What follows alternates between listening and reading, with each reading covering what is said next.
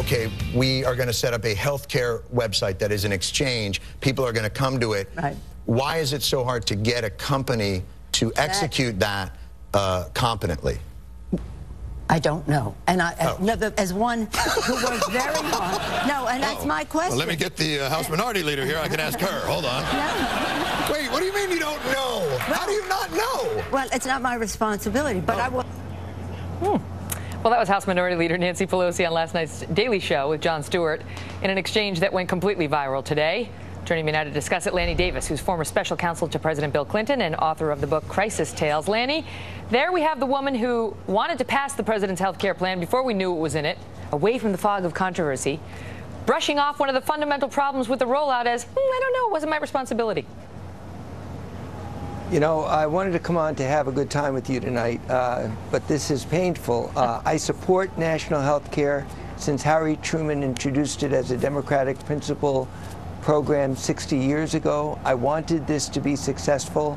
I still want it to be successful, but the way Democrats have to take ownership that we believe in government, we've got to take ownership that we messed up, and Nancy Pelosi should say that we messed up, and if we're going to fix this, we have to take ownership of the responsibility and not say I don't know.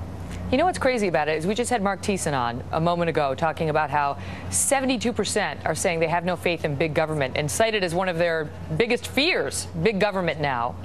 And now you have somebody who is as powerful as Nancy Pelosi is, and of course she was the Speaker of the House at the time this bill passed, this massive law, coming out and basically saying she has no idea how the crux of the rollout, that is healthcare.gov, went so very badly.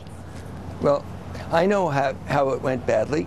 There are some things government doesn't do as well as the private sector. President Clinton made it possible to be a progressive and pro-business. We should have turned over the job of developing this software to the private sector websites that already existed and could have done it and helped government. And right now, those private sector exchanges are being shut out even while they're being successful, while bureaucracy creating a new invented wheel isn't working. Let me ask you this, as somebody who's, very well tied in Democratic circles, do you think Nancy Pelosi is happy with how that went? I mean, how do you think it went when she went back to her staff and they talked to her about that moment? You know, I've known Nancy before her last name was Pelosi. She's from Baltimore, Maryland, and she's a very proud woman of accomplishing national health care after all these years in partnership with President Obama. But as a crisis manager, I would tell her, Nancy, we all know, we Democrats, we screwed up.